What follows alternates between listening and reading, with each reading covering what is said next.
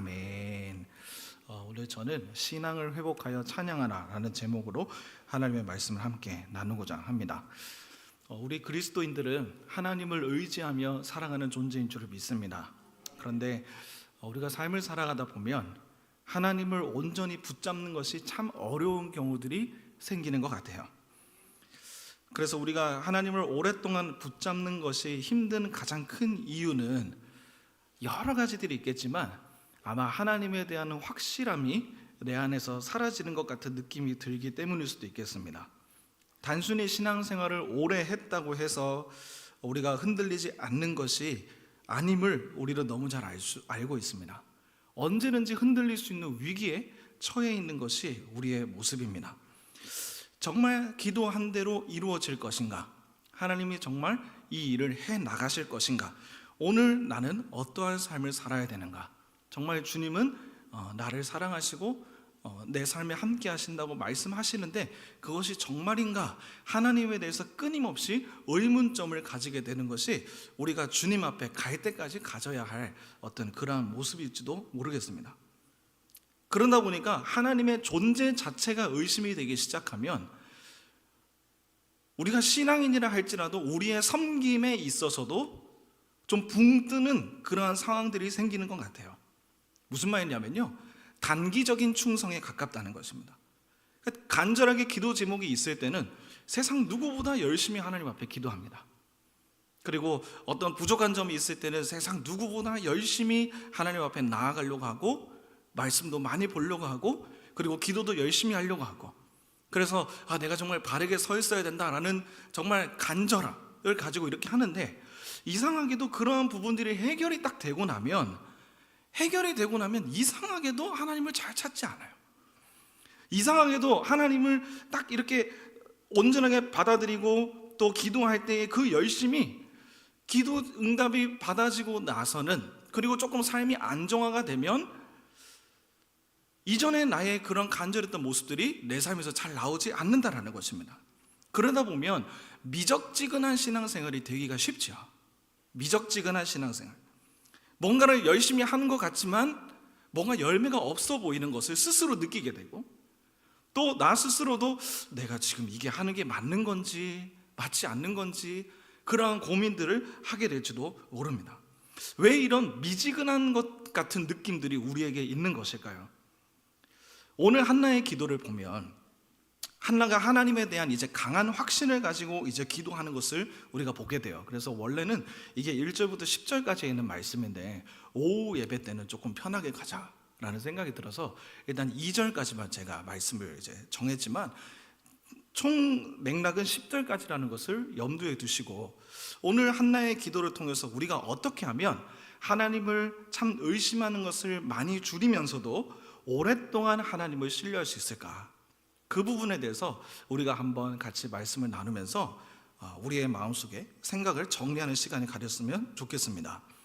오늘 한나의 기도에 대해서 상황을 우리가 좀 생각을 해보려면 먼저 한나가 어떠한 사람이었는지 그리고 한나가 어떠한 과정들을 거쳐왔는지에 대해서 먼저 생각을 해보는 것이 좀 좋을 것 같습니다.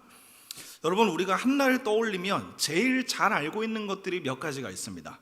그녀가 사무엘의 어머니라는 사실, 그리고 한나가 아이가 없다라는 사실, 남편의 사랑은 받지만 후처인 브릿나로부터 심한 격분함과 고통을 받는 여인이었다는 것, 그리고 그럼에도 불구하고 한나가 하나님 앞에 기도하기를 멈추지 않았다라는 것을 우리는 잘 알고 있습니다. 그래서 여러분, 당시 한나는요, 자신이 어떤 하나님으로부터 스스로 소망이 끊어졌다고 생각한 사람이었어요. 왜냐하면 우리가 잘 아시다시피 그녀가 아이를 낳지 못했기 때문입니다. 히브리 사람들의 사고방식에는 하나의 어떤 생각이 있었는데 그게 뭐냐면 당시에 아이를 낳지 못한다는 것은 하나님께 저주받은 여인인가라는 물음을 가지게끔 했었대요. 그 근거가 창세기 20장에 나오는 아비멜렉에 대한 이야기에서 나옵니다. 그랄 왕 아비멜렉이 이제 아브라함의 아내 사라를 취하려고 하는 사건들이 일어나기 전에 하나님께서 사라를 보호하시면서 아비멜렉에게 이렇게 저주를 선포하시죠. 여호와께서 이왕에 아브라함의 아내 사라의 일로 아비멜렉의 집에 모든 태의 문을 닫으셨다. 그러니까 하나님께서 태의 문을 일부러 닫으신 거고, 그것은 하나님의 저주였죠. 그렇기 때문에 히브리 사람들의 생각에는 아이를 낳지 못한다는 것은 하나님께서 내리신 어떤 저주인가 보다라고 생각을 했던 거예요. 왜냐하면 하나님께서 창세기 1장에서는 생육하고 번성하라라고 말씀하시잖아요. 하나님은 누구보다 새 생명이 태어나는 것을 원하시는 분이고, 하나님은 이 땅 가운데 많은 사람이 생기며 그러한 사람들이 하나님을 찬양하는 것을 누구보다 원하시는 분인지를 우리는 믿습니다. 그러니 당시에 아이를 낳지 못했다라는 것은 충분히 히브리 사람들이 저 여인은 혹시나 저주받은 여인인가? 라고 충분히 생각할 수 있었다는 것이죠. 여러분, 그렇기 때문에 후처인 브닛나가 감히 정실 부인에게 그렇게 할 수 있었던 거죠.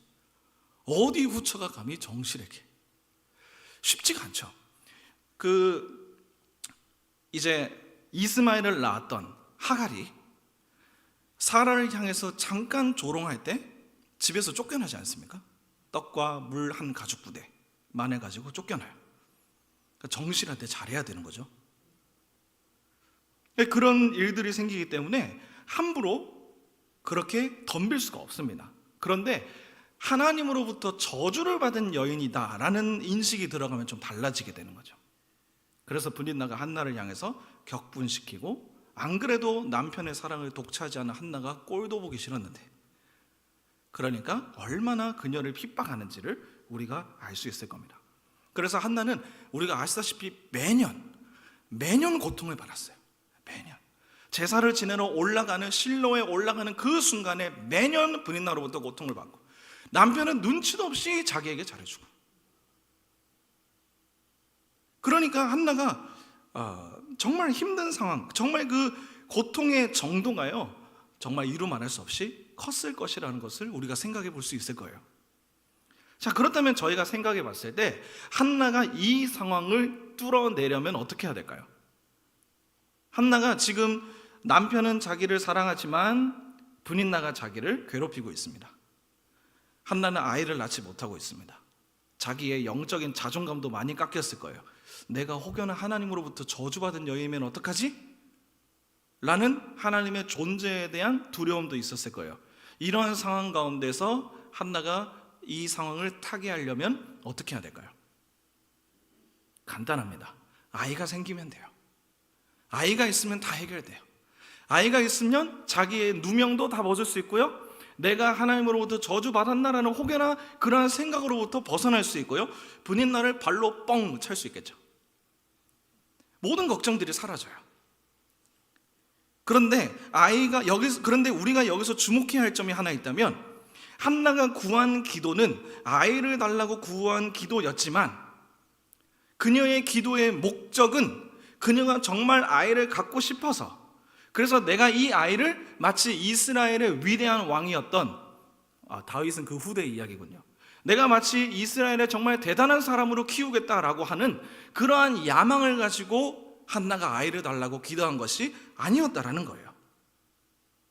아이를 달라고 기도는 했어요. 한나가 하나님, 이 아들을 나에게 주시면, 아이를 나에게 주시면 내가 이 아이를 머리를 깎지 않고 하나님께 드리겠습니다. 분명히 이런 기도는 오갔어요. 아이를 구했어요. 그런데 아이를 구하는 진짜 목적은 아이가 아니었다라는 거예요. 아이러니하게도 우리 청년들은 지난주에 함께 나누었지만, 여러분, 우리가 아시다시피 나중에 이제 뒤로 가면 한나가 아이를 낳자마자 3년 동안 사무엘에 이제 젖을 뗀 뒤에 이제 성전에다가 아이를 이제 드리지 않습니까? 드리고 나서 한나는 뒤도 돌아보지 않고 나와요. 만약에 한나가 정말 아이를 생각하고 아이만을 위해서 기도 제목을 가지고 딱 나아갔다면, 한나가 아이를 낳고 젖을 떼고 이 아이를 성전에 드릴 때 오만 생각을 다 했겠죠. 손익을 계산했을 거예요. 내가 기도 안 해도 됐는데 마지막에 그 기도 잠깐에서 아이가 덜컥 생긴 거 아니야?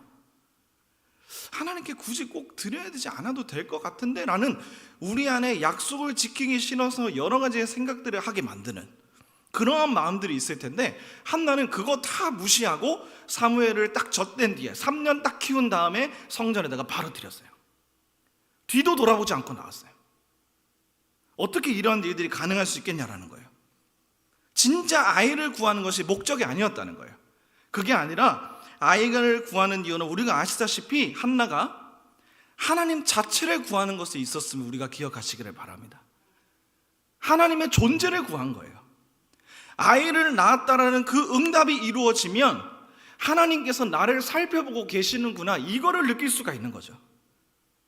우리가 기도 응답이 이루어진다고 했을 때 우리는 보통 어떤 기도 제목이 이루어져야 돼, 기도 응답 자체, 기도 제목 자체에 우리는 많이 초점을 맞추고 있잖아요. 그러다 보니까 어떤 부자연적인 현상이 일어납니까? 기도 제목이 이루어지지 않으면, 기도 제목이 이루어지면 이거 계산하고 있어요. 우리는 기도 응답과 내가 기도한 기도 제목, 그게 꼭 이루어진다 안 이루어진다, 이거 가지고 우리는 지금 손익을 계산하는 경우가 많다고요. 근데 진짜로 하나님을 구하는 것은, 기도 응답이라는 것은 하나님께서 살펴보고 계시고 보이지 않는 하나님이 나의 삶을 인도하신다는 확신을 우리가 얻는 줄을 믿습니다.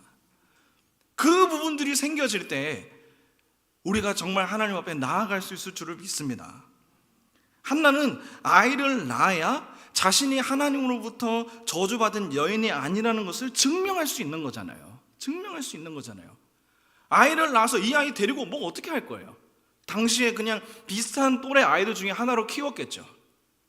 근데 그게 목적이 아니었다라는 것입니다. 하나님의 존재를 구하고 하나님께서 나에게 아이를 주신다면 하나님이 살아계시다라는 것을 내가 확신할 수 있겠습니다. 이러한 마음이 한나에게 더 강했다라는 것입니다. 아이를 낳기 전까지의 한나의 삶은요, 그래서요 정말 비참했죠. 그리고 많이 힘들었어요. 영적인 자존감도 많이 깎여 있었어요. 하나님이 태의 문을 일부러 막으신 것 때문에 한나가 이루 말할 수 없는 고통과 인고의 시간들을 보낼 수밖에 없었습니다. 우리도 그러한 인고의 시간들을 많이 가지고 있지 않습니까? 하나님 왜 이렇게 자녀들이 말을 안 들어요? 하나님 왜 이렇게 애들이 말을 안 들어요? 하나님 왜 어떠한 일들에 대해서 내가 이렇게까지 참아야 돼요? 하나님 왜 지금 내 상황이 이 정도밖에 안 돼요? 하나님 왜 하필 나예요? 그런 생각도 우리가 많이 하며 살아가고 있잖아요. 하나님 뻔히 아시지 않아요? 하나님 눈에 보이지 않지만 하나님 살아계신다면서요. 그런데 왜 내가 가지고 있는 고통을 하나님께서 계속 끌고 가시냐고. 하나님 정말 살아계신다는 건 내가 하나님 앞에 충성을 얼마나 했는데, 얼마나 하나님 앞에 엎드렸는데, 얼마나 하나님 앞에 구했는데, 얼마나 하나님을 의지하려고 했는데, 얼마나 열심히 봉사하려고 했는데 내 삶이 이렇게밖에 되지 않는다고요? 하나님 왜 나에게 이런 일이 일어나는 거죠? 온갖 수모가, 온갖 고통과 온갖 영적인 자존감들이 한나가 계속 깎이는 그러한 시점 가운데 있었던 거죠. 마음속의 공허함이 한나를 놓지를 못하는 거예요. 기도할 수밖에 없는 거죠. 신음하는 가운데 하나님을 찾을 수밖에 없도록 그렇게 만드는 것입니다. 사랑하는 성도 여러분, 우리가 그리스도인이라면요, 우리가 집중해야 될 것은 기도의 제목에 대한 이루어지느냐 이루어지지 않느냐보다 더 중요한 보이지 않는 하나님과의 영적인 관계의 회복이라는 것을 기억하시기를 바랍니다. 하나님과의 영적인 관계가 온전하게 서 있을 때 우리의 신앙이 건강할 수 있을 줄을 믿습니다. 보이지 않는 하나님이 내 삶을 인도하신다는 확신만큼 우리를 두렵게 하는 것도 없습니다. 하나님에 대한 확신이 없는 것만큼 우리를 두렵게 하는 것도 없어요. 왜냐하면 하나님은 우리를 고아와 같이 우리를 버려두지 않는 분이라고 하셨잖아요. 우리를 세상에 그냥 던져놓고 니들 알아서 잘 살아라 그렇게만 하시는 분이 아니잖아요. 그런데 하나님께서 우리의 마음과 또 우리의 삶에 계시지 않으면 우리는 다 고아와 같은 존재가 되는 거예요. 가슴이 뻥 뚫린 것처럼 공허한 마음 속에서 죽을 날만 기다리면서 살아가는 존재밖에 되지 않는 거죠. 하나님 자체를 우리 안에 모시려는 간절한 마음이 없다면 영적인 상태는 깎일 대로 다 깎여버려서 신앙생활에 대해서 무감각한 채로 살아갈 수밖에 없어요. 더 쉽게 얘기하면 교회에서 뭔 일을 해도 즐겁지가 않은 거예요. 뭘 해도 항상 힘든 거예요. 뭔가 막혀있고 뭔가 되는 것 같지도 않고 이게 맞는 건가? 고민만 하게 되고, 그렇다고 내가 살아온 게 뭔가 잘못된 건 아닐 텐데, 그러한 어떤 공허함 속에 나도 내 감정을 모르는 그런 어두컴컴한 흑암으로 나도 모르게 빠지게 된다는 것입니다. 하나님에 대한 불확신과 확신의 마음들 또는 무뎌진 감정들이 우리를 얼마나 무섭게 만드는지 몰라요.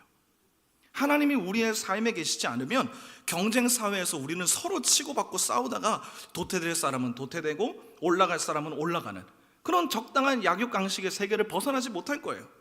그냥 아등바등 적당하게 살다가 죽는 존재가 될 겁니다. 하나님이 없으면 우리의 삶이 얼마나 비참한지 몰라요. 얼마나 우리의 삶이 무의미한지 모릅니다. 여러분, 우리 너무 잘 아시잖아요. 돈은 벌어도 부족하잖아요. 벌어도 계속 벌어야 되잖아요. 평생토록 벌어야 되잖아요. 예전에는 자녀가 부모의 보증수표였지만 요즘은 그게 아니잖아요. 요즘은 부모님들이 뭐라고 얘기합니까? 너희는 제발 우리에게 손 좀 벌리지 마라. 나는 내가 알아서 살게.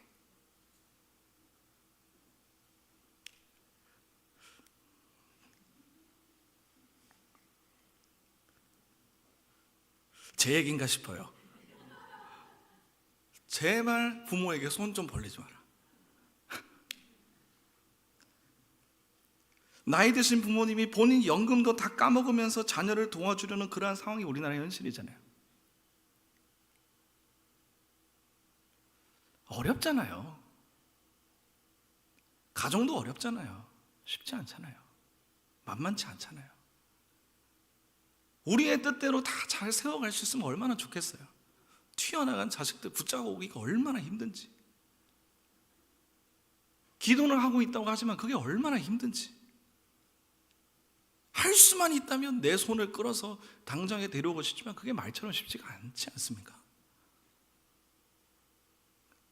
모두가 딱히 말은 안 하지만 다 힘들어하고 있는 거예요. 요즘 청년 세대들이 취업하기가 얼마나 어려운지. 신입을 뽑아야 되는데요, 회사에서 신입을 안 뽑아요. 잘. 왜 신입을 안 뽑는가 했더니 퇴사하는 신입사원이 너무 많아서 그래요.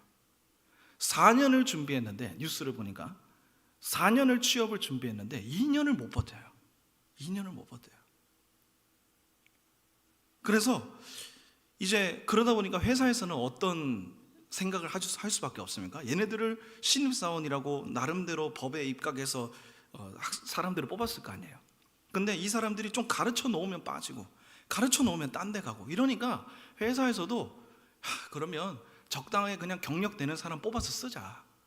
그렇게 해서 경력 사원직을 더 많이 뽑는데요. 그러면은 이제 준비하고 있는 신입사원의 미래 신입사원의 입장에서는 또 이게 불공평한 거예요. 우리에게 왜 기회를 안 주냐? 그럼 우리는 어디 가서 경력을 쌓으라는 거냐? 이렇게 나오는 상황인 거예요. 준비를 해도요, 회사에 들어가서 얼마 안 있다가 그냥 바로바로 다 퇴사한대요. 그 분위기에 적응하지 못해서 일을 다 자기한테만 맡겨서 뻔히 윗사람 놀고 있는 게 보이는데 나 혼자 뭔가를 하는 일이 있다고 생각하니까 못 버티는 거죠. 억울하기도 하고 돈이라도 많이 주면 모를까? 그것도 아니고 모두가 비슷한 상황 가운데서 어려워하고 있습니다. 근데 이런 상황 가운데서 우리의 마음속에 전능하신 하나님조차 계시지 않는다면, 그리고 그 하나님조차 내가 마음에 잘 믿어지지 않는 채로 어떤 무감각한 상황에 살고 있다면 그것만큼 불행한 일이 우리에게 어딨냐라는 거예요.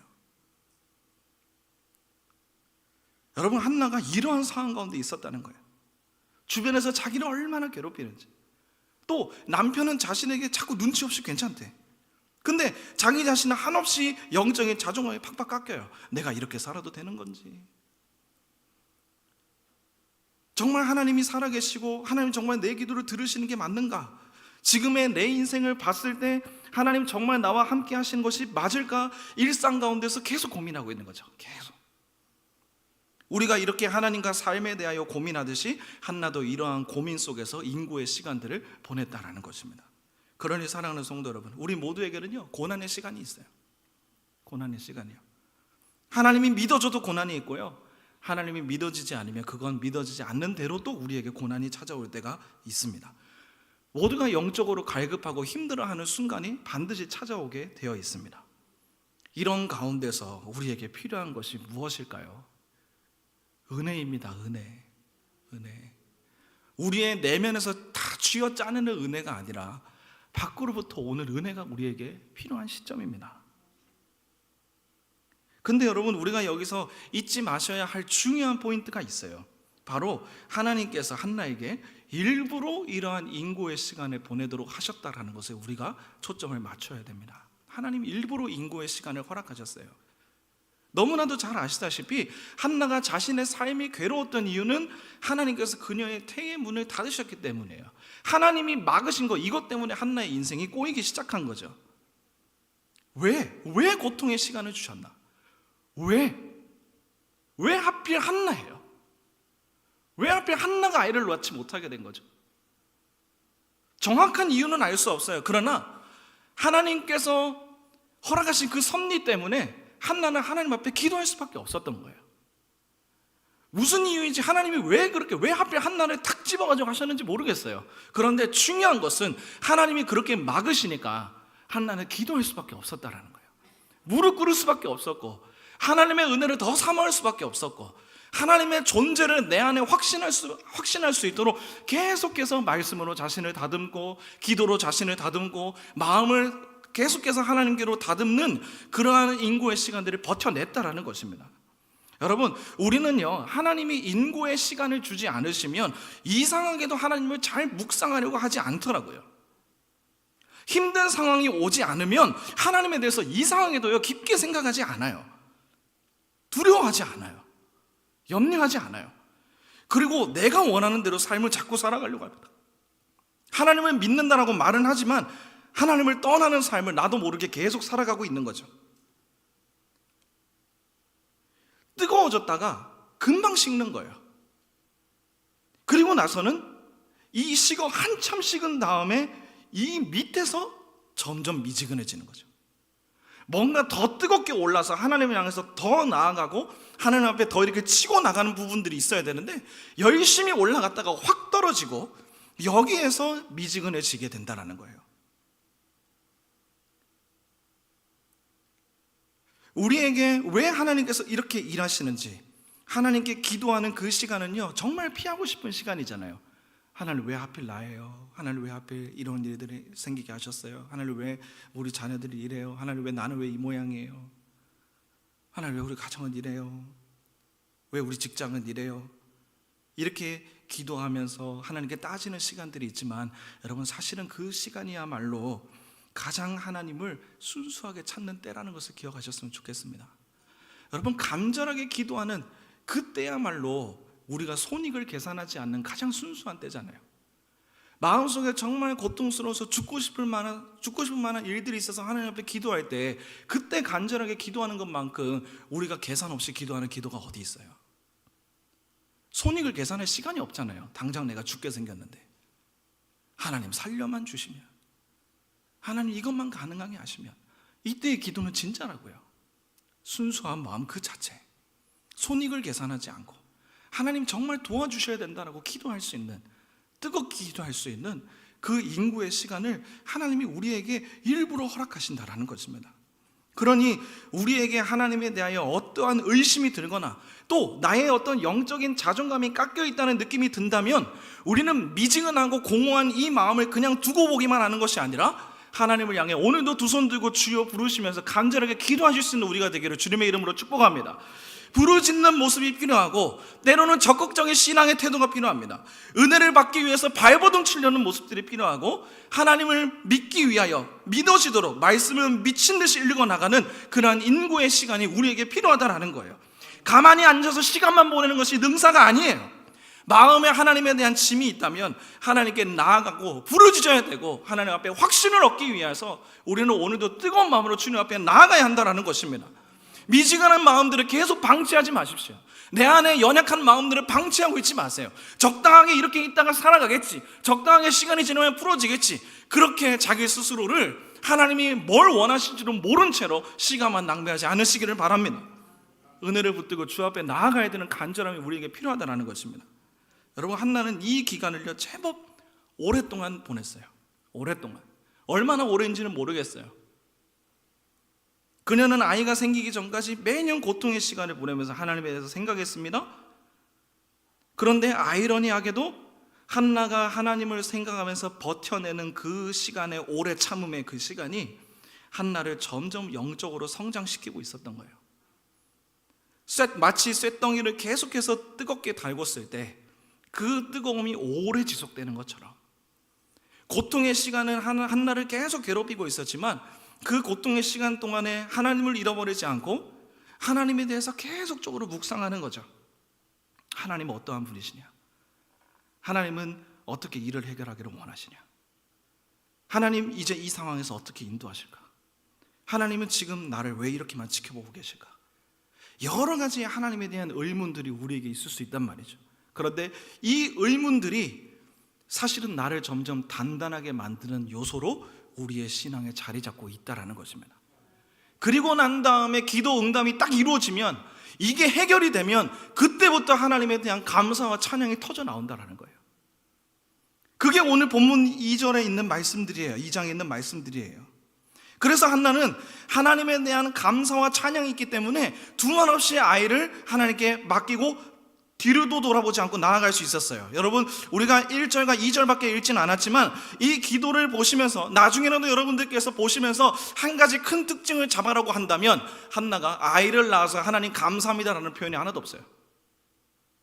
아이를 낳아주게 하셨으니 하나님 제가 이 아이를 위대한 아이로 한번 키워보겠습니다. 그러한 기도 하나도 없습니다. 하나님 대단하게 이 아이를 낳도록 해주셨으니까 내가 이제 분인나 작살내러 갈게요 라는 말하는 기도 하나도 없어요.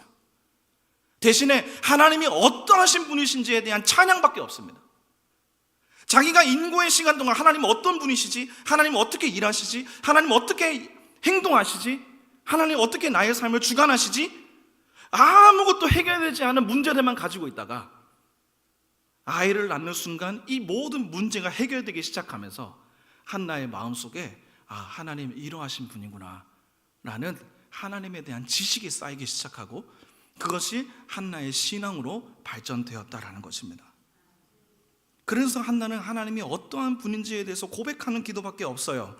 한나 1절을 한번 보시죠. 한나가 기도하여 이르되 내 마음이 여호와로 말미암아 즐거워하며 내 뿔이 여호와로 말미암아 높아졌으며 내 입이 내 원수들을 향하여 크게 열렸으니 이는 내가 주의 구원으로 말미암아 기뻐함이니이다. 하나님을 찬양하고 있는 거예요. 이상해요. 주의 구원으로 말미암아 기쁘대요. 한나는 하나님 때문에 고통받았잖아요. 하나님 때문에 고통받았어요.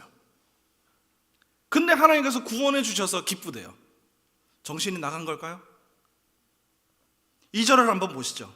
여호와와 같이 거룩하신 이가 없으시니 이는 주밖에 다른 이가 없고 우리 하나님 같은 반석도 없으심이니이다. 이것도 이상해요.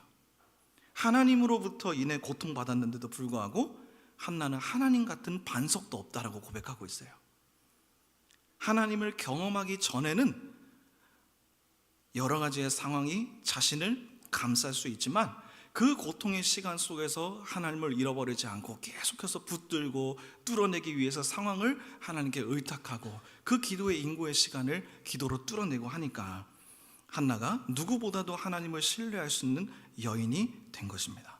그래서 우리가 읽지는 않았지만 6절부터 10절까지 있는 내용들만 보시더라도 한나가 얼마나 하나님의 선하심에 대해서 찬양하고 있는 것을 보게 돼요.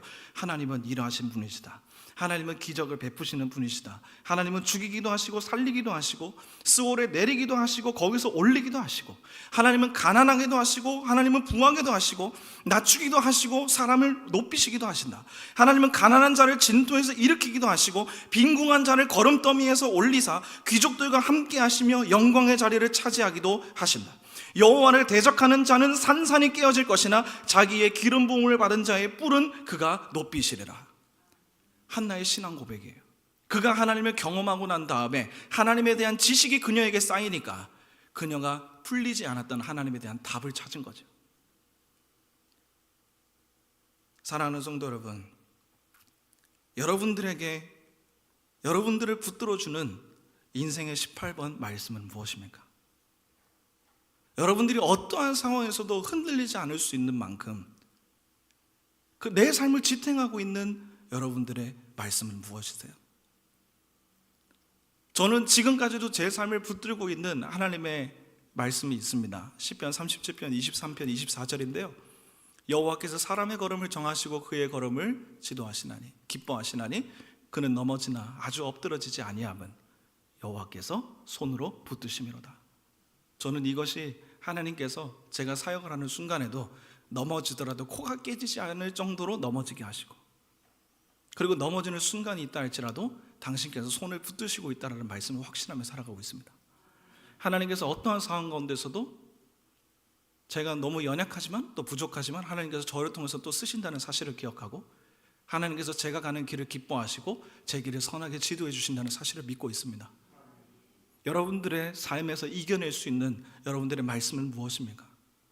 한나와 같이 포기하지 않을 수 있도록 여러분들을 지탱에게 주는 진짜 여러분들이 가지고 있는 말씀들, 그러한 말씀들에 덧붙여서 하루하루 말씀을 읽어가시며 또 새롭게 나에게 주시는 하나님을 묵상할 수 있기를 원합니다.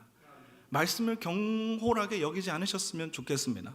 말씀을 통해서 내게 하루 하나님께서 살아가게 하시고 하나님께서 내게 영감을 주는 그러한 말씀들을 우리가 기억해서 하나님 붙들어 달라고, 하나님 이 시간들을 잘 이겨낼 수 있도록 힘을 달라고. 하나님, 내 힘으로는 할 수 없다는 거 너무 잘 아니까 내가 내 힘으로 상황을 뚫어내려고 발버둥치는 것이 아니라 하나님 주신 말씀으로 뚫어내게 해달라고, 말씀을 의지할 수 있게 해달라고.